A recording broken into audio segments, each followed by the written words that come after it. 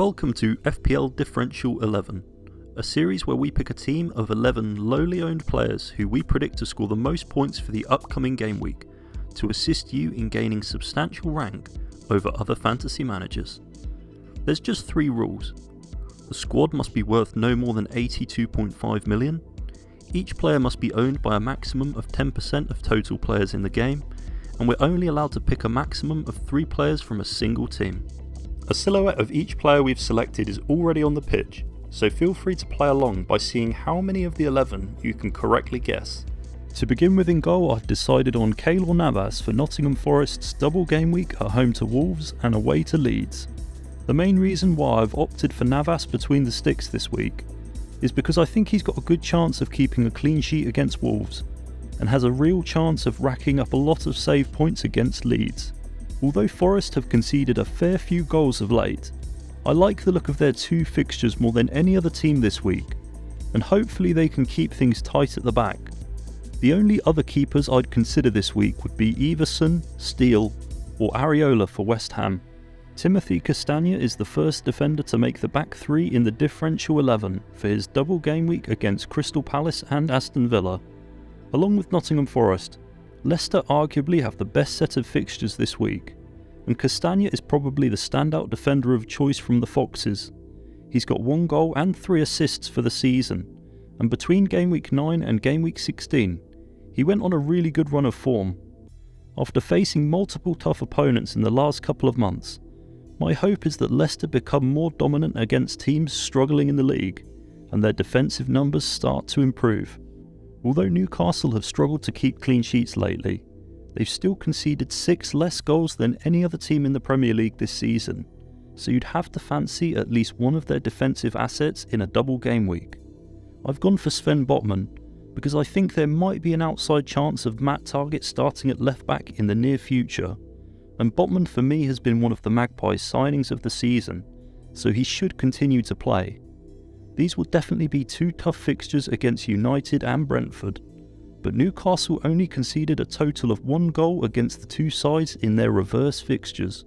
Finally in the back 3 is Marcus Senesi for Bournemouth's 2 fixtures this week versus Fulham and Brighton. Although these will be 2 tough fixtures against 2 sides pushing for a European spot in the league, Bournemouth have shown at times this season that they're able to remain defensively resolute. They showed this only the other week with a 1-0 win over Liverpool. Senesi seems to be the pick of the Cherries' defence, as he's already scored 2 goals from set pieces this season, and seems fairly nailed to start both of these matches. As Bournemouth are well and truly in a relegation dogfight, they might try to nick a couple of 0-0s this game week. One player who I think could return a double-digit haul this week and practically nobody owns in FPL is Morgan Gibbs-White for his double game week against Wolves and Leeds. These look to be 2 fantastic fixtures from an attacking point of view, and Gibbs-White is by far the best Forest midfielder to go for. Not only is he on set pieces, but he's also returned a respectable 91 FPL points so far this season, with 2 goals and 7 assists. Wolves and Leeds have conceded 85 goals between themselves this season, so I can't see a reason not to punt on a Forest attacker this week. Bruno Fernandes is the 10th top scoring midfielder in FPL so far this season, which compared to previous seasons isn't overly impressive considering his potential as a player. Man United's 2 fixtures this week will no doubt be tough encounters. Newcastle and Brentford are 2 teams who United failed to get a result against earlier in the campaign, and both of these sides are among the best defences in the division. Fernandes, and United as a whole, may find it difficult to perform with Casemiro missing the double game week through suspension. That being said, there's just no way I can't include Fernandes here, especially with his penalties. Although he'll be away in South America during the international break with Argentina just a few days before the Game Week 29 deadline, Alexis McAllister has to be one of the standout midfield options to consider for his 2 fixtures versus Brentford and Bournemouth. From being in and out of the Brighton team playing a defensive midfield role, McAllister has now had a run-in of games averaging close to 90 minutes per match, playing in behind the striker, and his attacking numbers, along with his FPL points, have increased as a result. Brighton have netted 7 times in their last 3 games, and I think it's vital to own part of their attack. The final player to make the midfield this week is Harvey Barnes for Leicester's favourable double game week against Crystal Palace and Aston Villa. Although the Foxes find themselves in 17th position in the league and haven't performed nearly as well as we've been used to over previous seasons, they're a team that never struggles to come by goals, scoring 38 so far this campaign. Barnes has picked up 3 goals and 2 assists since Gameweek 21, and he looks to be one of the most likely players across Leicester's forward line to start and get the most minutes across these 2 fixtures. If you can find a place for him in your midfield, I think Barnes is a fantastic differential.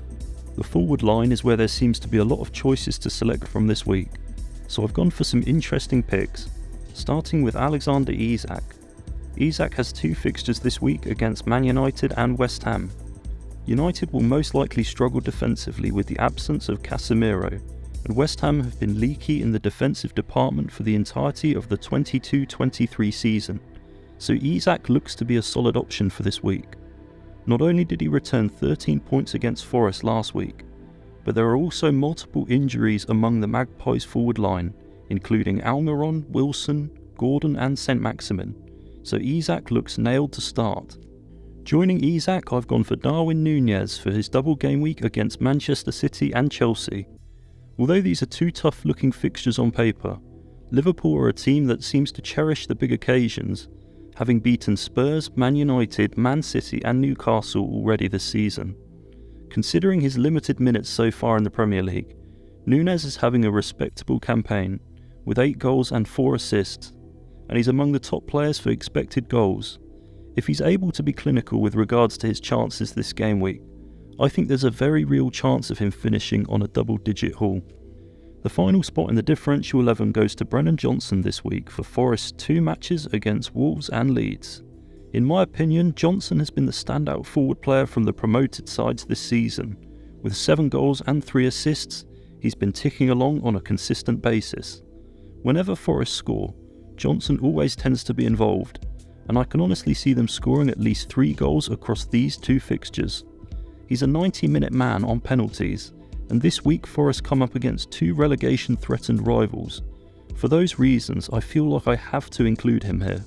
A massive congrats to this week's king of the channel, Ben Vlogs, who perfectly guessed the score of the Gameweek 27 differential 11. Nice one, bro. And we have another king of the channel, Obiajulu Mokwenye, who correctly predicted the score of Gameweek 28's differential 11. What a legend. If you want to be in with a chance of winning a shout out on the channel, correctly predict the points total of this week's differential 11.